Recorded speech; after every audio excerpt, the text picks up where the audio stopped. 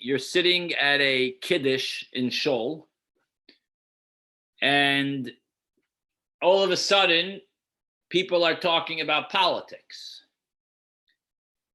Everyone is arguing that their candidate is the right one.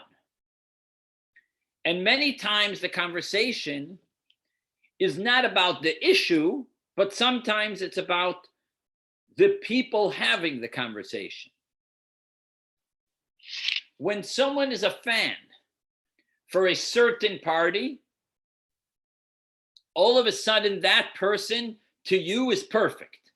Everything he or she says or does, you believe that they're 100% correct. And the opposite, anything the other party does, is 100% incorrect. You start becoming extremely biased to that party. Now, we know that if something is coming from the other party and maybe they're doing something nice, you'll automatically say it's terrible. And the same thing is if the other party, if something's coming from your side and the other party is against it, they will also say that it's completely incorrect because it's coming from you. So what we're trying to understand today is, we know politicians, many of them are self-centered, many of them have a certain agenda. So we're going to try to discuss today, is it possible that a politician, which we know are not perfect, but do you have to just sit on the side, or you might be able to utilize it for something positive? In other words, we're going to discuss the Torah's notion on leadership. We're going to find today a fascinating idea of how the Torah looks at politicians and leaders, how a leader is supposed to be acting. So we're going to begin with the first mitzvah of this week's Torah portion right here in text number 1. God says to the Jewish people, build for me a tabernacle, a sanctuary where I could rest. Now, this tabernacle that was in the desert was not permanent. It was extremely portable. It was almost like that portable tent that you take to the park and you take it apart and then you rebuild it. It is an extremely temporary structure. That's what the idea of the tabernacle was, that it's extremely portable. When you want to travel, you could travel with it. What did it consist of? An ark with the tablets, a menorah made out of gold, a showbread table, and 2 altars. Now, it had beams made out of wood. It was very easy to build and take apart as needed. It didn't have a roof. It was covered with curtains. So this was a temporary structure. This is exactly what the Jewish people needed for 40 years in the desert. Every time they set up their camp, when they stopped, they built the Mishkan. And when it came time to travel, the Levites took it apart and carried it. Only the Levites were allowed to carry the tabernacle. It was very special. If an Israelite tried to do it, they got severely punished. Now, this sanctuary, this Mishkan, which was temporary, the literal translation of Mishkan is a tabernacle. It was not the ultimate home of God. That will be when we come to Jerusalem many years later. As the Talmud says, right here in text number 2a, there are 3 requirements in order to have the ultimate building of the temple. And let's explain them. God told to Moses, build a tabernacle. But keep in mind that one day, in not such a far future, the Jewish people will come to the Holy Land, and they will be a nation. They will capture the land, and there will be a king that will have a palace. So think about the 2 things you need in order to build the temple. You need to capture your enemies, and you need to have a king with an army. Because the Jewish people are a strong nation. So in order to build such a holy temple, you need these conditions. You need a king, and you need to fight your enemies. But it's very interesting that all 3 must come simultaneously together. Now, so again, you need 3 things. You need a king, a Jewish king. You need to capture your enemies, including Amalek and all our terrible enemies that we have, which unfortunately we still have them today. And then you can build the tabernacle. Then you can build a holy temple. Now, wait a minute. The bottom line is it takes time and effort. It could take generations. In fact, they have not even worked on the project of building the temple, as we see here in text number 3a. They didn't even begin the process when they arrived into Israel. So they were 40 years in the desert, and then they finally arrived into Israel. They didn't even start the process. And even by Joshua, which is Moses' successor, they also didn't build it. And more so even later on by the judges, they also didn't build it. Only later on by King David, which, by the way, we're going to discuss in a few moments, it was many years later. You're talking about close to 500 years. Then we fought the Amalek, and we finally achieved peace. And then the production could start. You know, you think today the building department, or if you're trying to build anything, it takes a really long time to get your permits and get everything together. But this, you're talking about over 500 years, as you see here in text number 3a. Now, King David was right. There's already a king. We already fought Amalek, our big enemies. It's almost today getting rid of all our enemies in the Holy Land. But God told David, King David, you are not going to build the temple. It's reserved for your son, King Solomon. One of the reasons given is because, in other words, we have an additional delay because it's with the idea that before we get rid of your enemies, then you have to build the temple. King David was a warrior. He was involved. He shed a lot of blood. So God said, your entire life was occupied with war and liberation. Finally, the Jewish people lived free in the land of Israel. But God said the temple has to be built through a peaceful king. King Solomon, his time was 100% peaceful. All the nations around him came to him. He didn't have to fight anyone. His father already accomplished that, as you see here in text number 4. Only after King David passed on, King Solomon had the privilege of building the temple. King Solomon turned to his allies. He told them it's time. He made an order. It's time to build the temple. We're going to go and get wood from Lebanon, which was a city in Israel. It's time to collect the wood.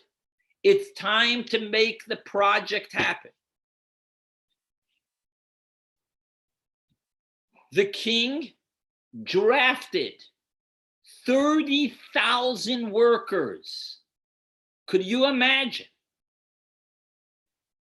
30,000 workers that helped cut the wood. This is actually not a picture of the temple. This is the tabernacle. I don't think we have here a photo of the Holy Temple. But in any case, 30,000 workers, because there were no trucks, there was no delivery trucks, everything had to be done by man. They worked with shifts of 10,000 people at a time. 80,000 people worked to gather stone, and another 70,000 people worked to bring the stone to Jerusalem. So you're talking about 30,000 plus 80,000 plus 70,000, close to 200,000 people involved in this project. Then there was another 3,300 people that overlooked these 200,000 men. They were the supervisors. In any case, it was a huge amount of work. He needed the finest materials. There was no shortage of money. King Solomon had unlimited funds. The job took 7 years, which is not so long. Thinking of Noah, took him 120 years to build the ark. So here, it took him a total of 7 years. It was a beautiful home of God, a beautiful house, sanctuary, the home of God. Rabbi, can I ask a question? Absolutely. So, let me see how I phrase this. Isn't the tabernacle more for the people to like worship God? I mean, why would God need an earthly dwelling? I think it's somewhere in Isaiah it says that heaven is my throne and the earth is my footstool. So I'm just confused. Like, wouldn't it be more for the people to worship God? Because God doesn't need a dwelling, and I'm just curious. Okay, so that's a good question. We're going to discuss that soon. We're soon going to discuss this concept. Yeah, we'll get to that soon. What the purpose and why you actually need the house. Yes, but the bottom line is, it is also for God. I'll explain it soon. Yes, it's not only for us; it's also for God. Soon we'll get. I read something somewhere, I can't remember where, and I might be way off on this, but that when Mashiach comes, that like the temple will come down from the heavens, like it would just come out. Yes. So I wonder why like it didn't come down from the heavens for the first time. Like why when Mashiach comes? Okay, good point. Good, very good question. Yeah, we'll discuss that soon. And actually, it's because the first two temples were temporary; they were destroyed. The reason the third one is going to come from heaven is because it's going to be everlasting. The first two, we weren't ready yet. We weren't yet on the spiritual level ready for this to be completely an everlasting building. So that's why it didn't come from heaven. But in any case, it was a sight to see the temple. It was befitting for the pride of the Jewish people, the holiest place in the world. But the question is, considering that the Holy Temple was a permanent place for God, and it's much greater than the tabernacle, which was only temporary, why do we have to wait for a king to build it? Why do we have to wait to get rid of our enemies? The Holy Temple itself is something spiritual. It's a home for God.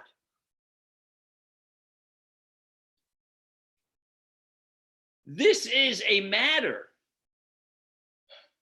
This matter is even more troubling. When you look at the Jewish people, when you look at the timeline, the way they were in Israel, as you see here in chart 1, as you see the timeline, if you look at it, it's not only a brief delay, it's a delay of 100 years. Hundreds of years of a delay. As long as Moses' successor, Yehoshua, like we said before, they still didn't build it. In the times of the judges and the prophets, they also did not build it. The Mishkan continued. This tabernacle continued with them when they arrived into Israel. It lasted for approximately, first they had it for 14 years, and then they went to another location, as we're going to discuss in a moment, and that lasted 440 years, still with a temporary home of God. They still didn't have a permanent temple yet, as you see in this chart. So we're basically discussing, in short, this chart brings out the idea that it took 440 years until they finally built the permanent home of God. You know, let's put it in perspective, okay? Let's think about it like this. Let's put it in perspective so you understand. More time passed from when the Jewish people came into Israel till they built the temple, from the founding of America, which was in 1776. So think about it. America was founded in 1776. The Jewish people arrived into Israel, if you want to call that the founding of the land, and they fought their enemies. It took them 440 years to finally have their own home, to finally have a home of God. So, in any case, it's a long time to push off such an important thing. And more so, look at it like this. The first temple stood for 410 years until it was destroyed by the Babylonians. And then we were exiled. So you're talking about a total. 410 plus 440 is 850 years that we were in Israel until we went into exile. So less than half, we didn't even have the temple. So our strong question today basically is, we understand we need a king. We understand we need to fight our enemies. But you can't build the temple until all this is accomplished. Why not? And sort of, a lot of people ask this question all the time. We know exactly how the temple has to be built. Go build it. Why don't we all go to Israel now and build the holy temple? We know how to build it. We have plenty of professional construction workers that we could hire to build a beautiful home of God. What's the problem?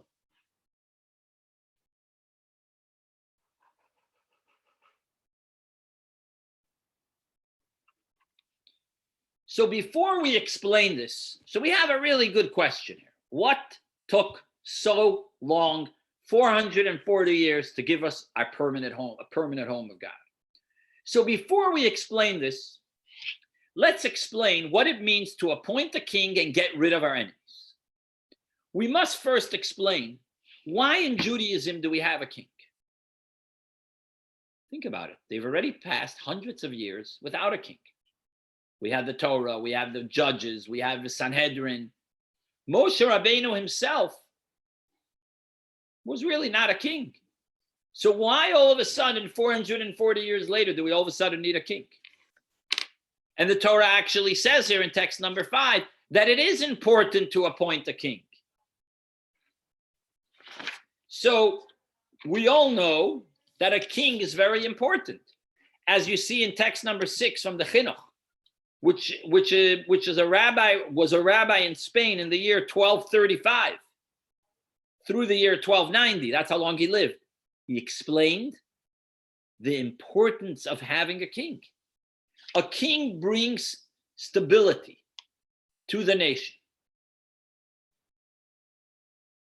You know, people are prone to being selfish, greedy, we have negative traits, and so on and so forth. So we need a code of laws to protect one person from the next. And since two people are not the same, and we have different values and different interests and different temptations. So we have issues with getting along with each other.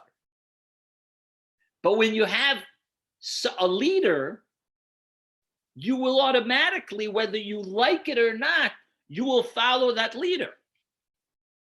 You know, if you live in a certain state and there's requirement to pay taxes, whether you like it or not, you have to pay those taxes. Whether you like the speed limit or not, you have to follow the speed limit. Whether you like the laws, whatever the laws may be, you're required to follow it. That's what the advantage of having a leader is. And your life is arranged, and your affairs are arranged according to how the leader decides. That's what's good about a king.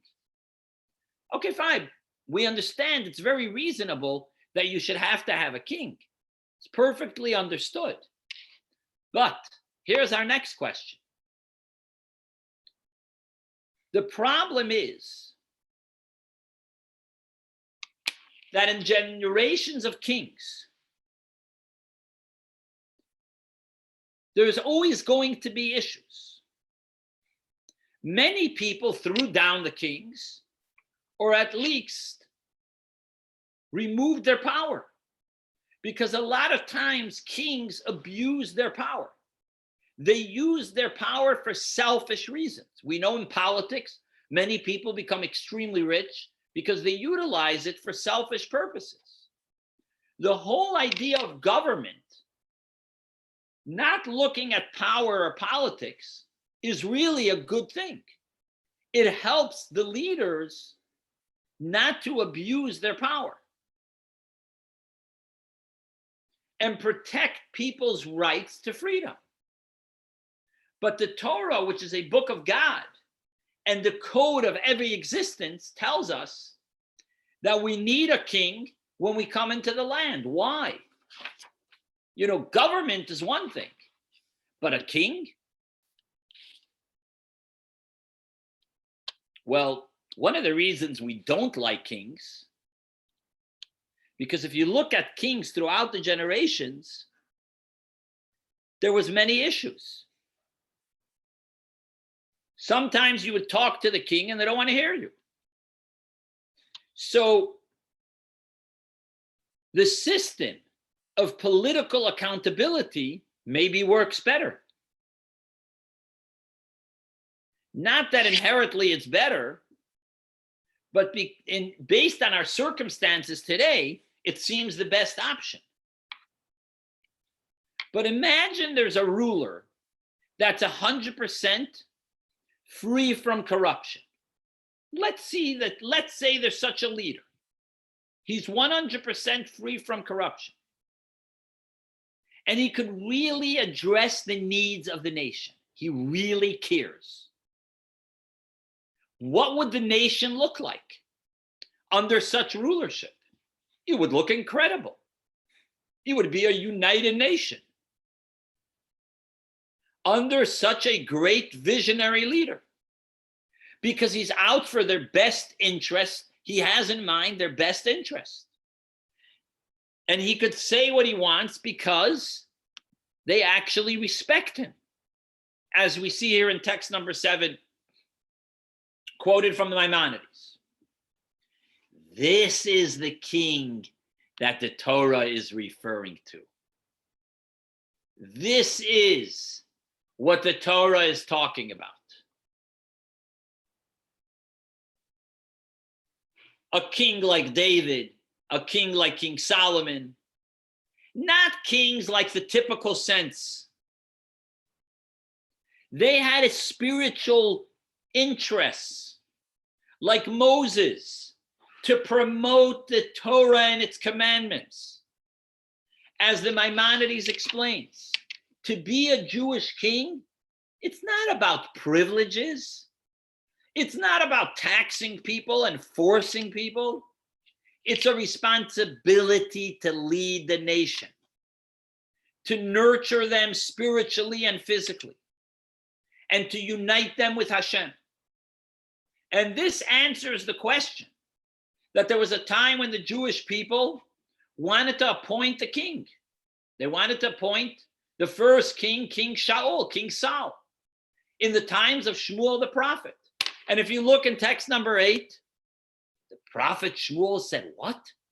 You want a king? Why would you want a king?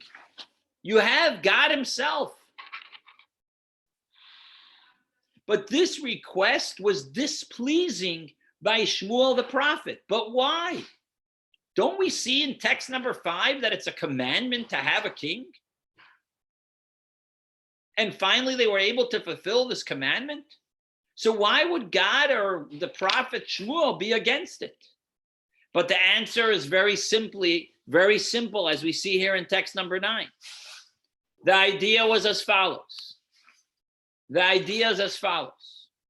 When the Jewish people started looking at a king like a national symbol, a symbol of power and might, the leader that will give them money, then we're like the masses. We're like the nations of the world. That their demand was wrong.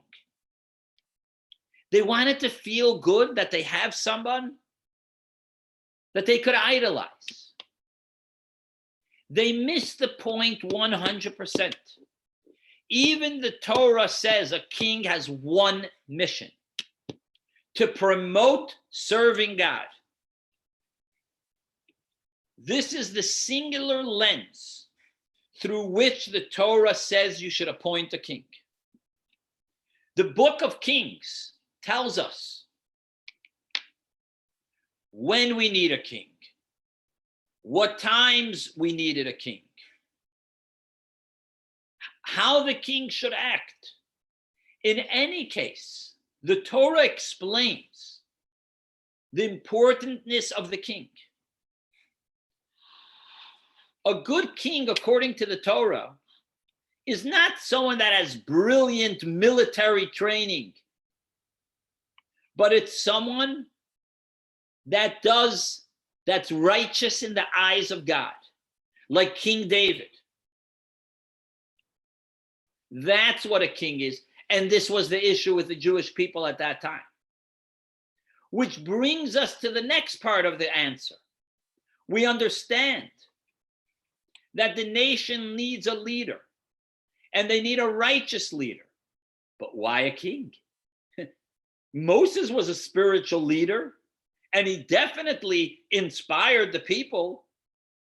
He judged the people. He fought the enemies. Think a moment. Moses accomplished so much without a palace, without a golden throne. Do we really need all the bells and whistles of a king? And especially that there's a lot of tests and risks when it comes to the king, as we see in history, even Jewish kings. So why really do we need a king?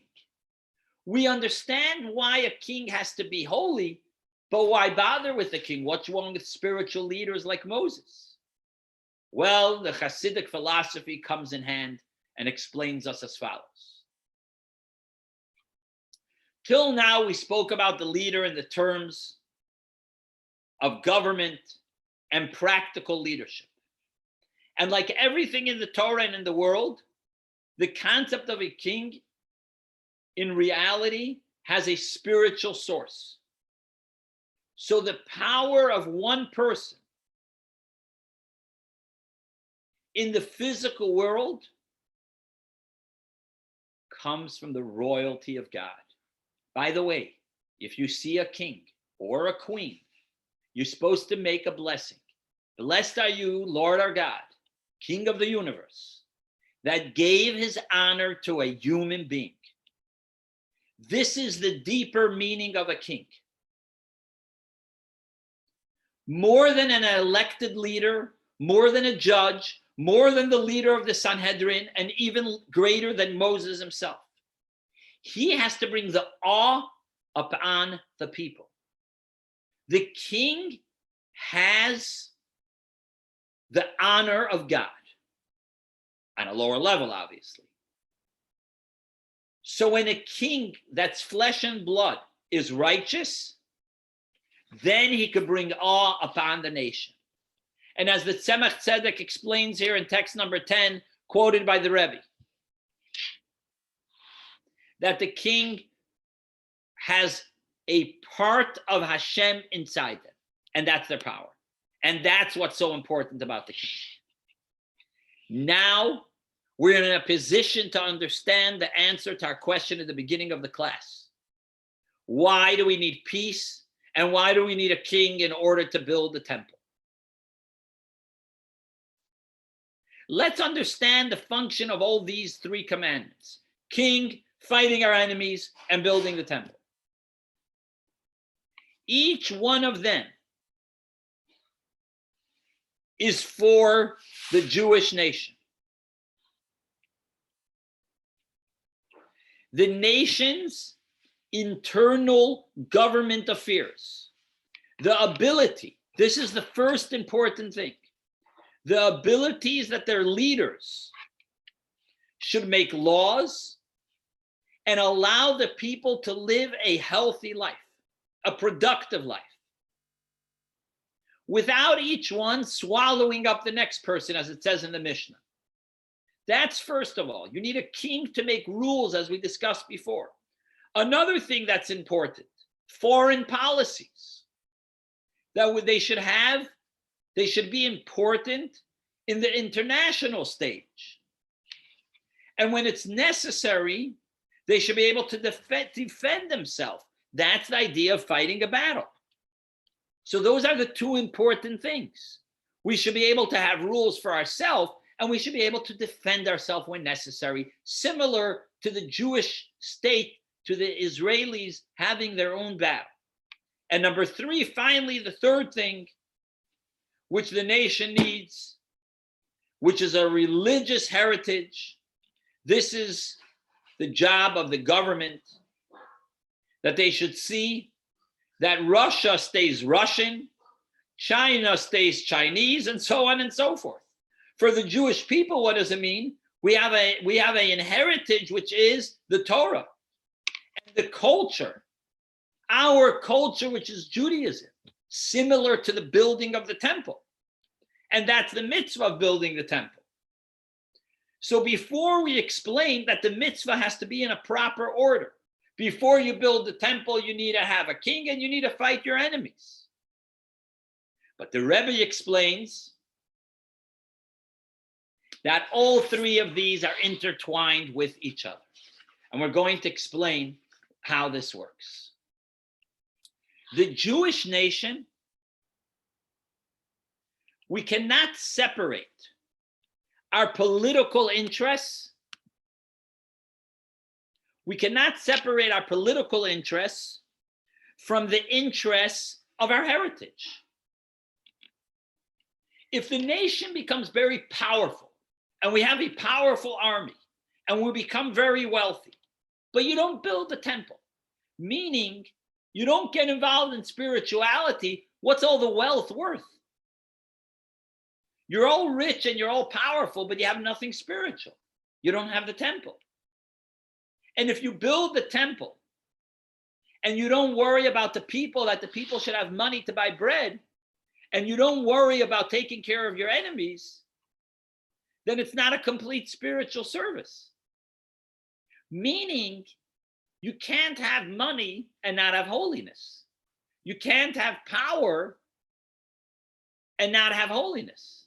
And you can't have holiness without having power. And just like the Jewish nation grew, and they went from level to level until they finally built the Holy Temple, and therefore the Holy Temple had to wait for the times of King Solomon. This is the time that we matured enough as a nation. There's enough security inside and outside to give Hashem a holy, beautiful home. We didn't delay it all these years. Definitely not. The Holy Temple was just the ultimate. It started step by step. We went from level to level, as you see here in text number 12. In other words, like this, let's explain the concept as follows.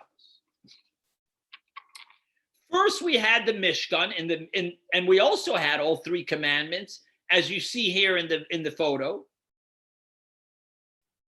We had a king. It was Moses, not ultimate king. Moses fought the enemies, and we had the Mishkan. So we had a miniature part of it. You know, almost like playing house when you're a kid. We did have some of it. Then we finally came to Israel, and we settled in Gilad only for 14 years. We didn't finish capturing our enemies, but we did capture some of our enemies. Joshua, in a sense, was the king. So that was stage number 2. Then stage number 3, we finally had the Mishkan, the tabernacle, but it was still temporary. It was for 369 years, a little more settled, but we still had enemies that we had to make peace with. We had to work against Nov and Givon in order to make peace. Stage number 4, finally we built the temple. In every step, it was a different step of our nation becoming holy and holier. Eternally and internationally amongst the nations. It was a stepping stool to get to the final stage of building a holy home. And we'll conclude with a beautiful, beautiful lesson. So you see the concept here. You can't just be holy in the synagogue. You need to be holy in your work, in your house, and even in your bedroom. And there's actually laws how you should conduct yourself in the most physical place possible. So many people ask, is the Jewish nation a nation or a religion? But the question misses the point. What's the mission? Read whatever you'd like to read. But one thing is for sure, that when God gave the Jewish people the land of Israel, he gave it to them with a demand. The Jewish people have a responsibility in the land. It's not just you arrive to the land and you become holy. There's a responsibility to bridge heaven and earth, to take land and make it holy. We have to do what the nations do, but we have to do it in a Jewish way. Just to focus on religion, or just to focus on international reputation, or just to focus on eternal affairs does not make sense. Today we don't have kings. We're waiting for the coming of the Mashiach. We're waiting for the ultimate redemption, which hopefully will come very soon. But there's a lesson in our day-to-day lives, and we'll conclude with this. To build the holy temple, it's not a national mission, it's a personal mission. Everyone has to build their own personal temple and to allow God in your life. And when you do this, you have to remember, it will only happen when you do the other sides of the coin.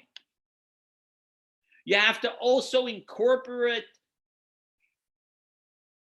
kingdom in your life, which is to live a healthy life, get a job, pay your bills.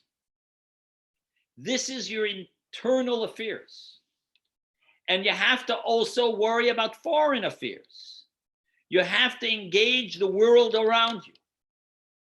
You have to do what you could to help others and to make peace around you. Sometimes you have to allow others in your life, and sometimes you have to create boundaries between you and others. To live like a Jew doesn't mean separating from the world, but to bring holiness into the world. So it's possible, what we started with the politicians, it's possible to be a politician and behave in an appropriate way as much as possible. Following the law, following the book, doing it for a holy purpose, not for a selfish purpose. Sometimes people want to be in politics because they want to give back to the community. They really sincerely want to help the community. And if they focused on that line and they stay completely focused and don't turn directions, they could be very successful. And this is the lesson we take from the building of the Holy Temple. You need to have the king. You need to get rid of your enemies. You need all the concepts of dealing with the world. And only then will you be successful in your mission. So let us hope very soon, like Steve mentioned, that we have the building of the third Holy Temple, which will obviously be the last and the ultimate Holy Temple. Any questions?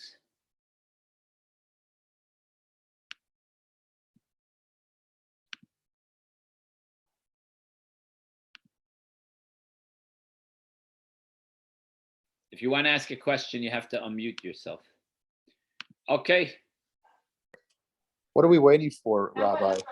If in case it says that each one of us has a little bit of motion inside of us. What I understood from a friend of mine, a rabbi that I was just talking to, says, if we want peace in the world, there has to be peace between the Jews, whatever you want to call yourself, whether you're Reformed or super Orthodox. You know There where has to the be peace peace, between you know us. where the peace has to start. There's With two you. places it has to start. With First you, of all, with you have us. to be in peace with yourself and look in the mirror. Exactly. And then we have to Exactly. try to get along with our family members, and Exactly. then we'll be able to get along with the people around us. There it is. Very You important. just said it. Yeah. That's the answer. So once we're all on that page, which hopefully B'ezrat Hashem will be, we'll be able to find that peace that everybody's asking for. Yeah. Amen. Rabbi, thank you so much. Have a Okay, beautiful, everybody. beautiful, beautiful Thank week. you. Shabbat shalom. And please Great. send me a copy, Rabbi. Please send me a copy. Absolutely. I'll send you the recording, sure. Thank you. Take care. Okay, sei gesund, everyone. Bye, Gesund. Shabbat shalom. Okay.